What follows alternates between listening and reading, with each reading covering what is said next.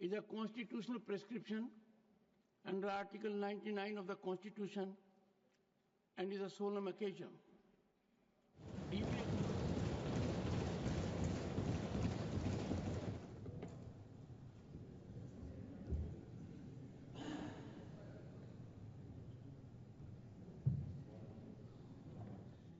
देखिए, उपराष्ट्रपति का इस्तीफा अचानक है और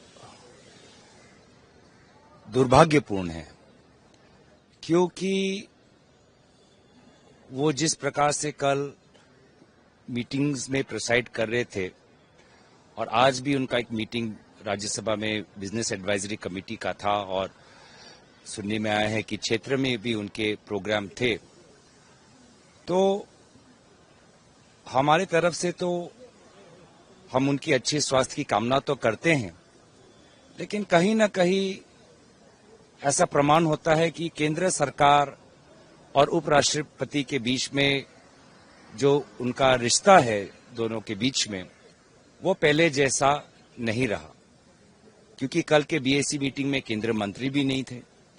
अब तक प्रधानमंत्री मोदी जी की तरफ से कोई बयान भी नहीं। केंद्र सरकार हमको ये नहीं बता पा रही कि किस प्रकार से देश आगे बढ़ेगा अगले उपराष्ट्रपति के संदर्भ में।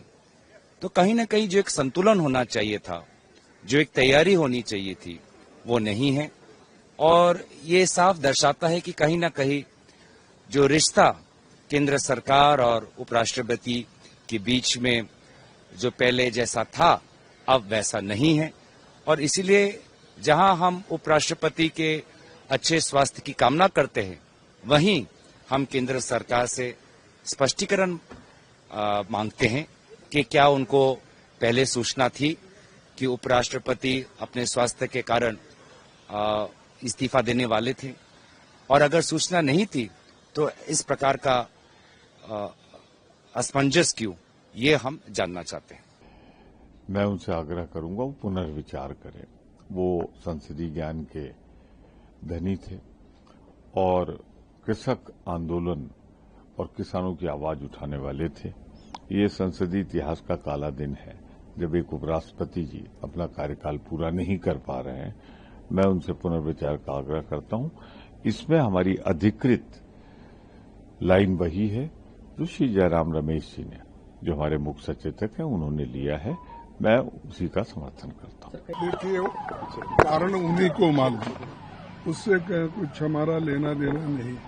सरकार जाने और उन्हों जाने, तो इसमें हमारा कोई कहने का मकसद ही नहीं है, क्योंकि ये उनकी इच्छा है और गवर्नमेंट की इच्छा है कि उनको स्वीकार करना नहीं करना, वो सब उनकी बात है, हमारा कोई इससे वास्ता नहीं। So I just say that it comes as a huge surprise and shock that despite his ill health, we remember him conducting the parliamentary proceedings when there was a health scare with regards to his heart and he had undergone a surgery.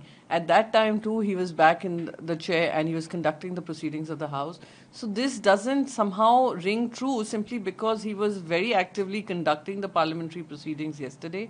What was the sudden reason for his decision to cite health and step down? And this probably is the first time in history that a vice president has resigned in such a shocking manner. So I'm hoping that we would get to know more when the parliament session begins. But what is most important is that there should be no disruption in the proceedings of the House, in the proceedings of how the work is conducted in his vice president's role, and proceedings of the House by his role as the chairman. इस्तीफे की बात है, तो जो हम लोगों को जानकारी मिली है स्वास्थ्य को लेकर के, तो इसमें हम लोग क्या बोल सकते हैं? किसी का व्यक्तिगत फैसला है और स्वास्थ्य को लेकर के है, तो क्या राजनीति के मायने निकालें इसमें। लेकिन उससे महत्वपूर्ण ये है कि भारतीय जनता पार्टी किसी को वोट नहीं डालने देना चाहती। बहुत दुखद है और मुझे लगता है कि जो भी हुआ है वो सब सामान्य सा नहीं है, और उनके जैसा अक्खड़ मिजाज का आदमी जो बीमारी की हालत में भी अगर कभी वो थोड़े बहुत बीमार भी रहे तो वो सदन आ जाते थे और पूरा समय देते थे कुछ चेयर पर। उनका ये कहते हुए कि स्वास्थ्य कारणों की वजह से इस्तीफा दे रहे हैं, मुझे सब सामान्य नहीं लग रहा है और कम से कम सरकार को इस पर बोलना चाहिए। सरकार बिल्कुल चुप है और ये चुप्पी जो है वो दर्शाती है कि सब कुछ सामान्य नहीं है।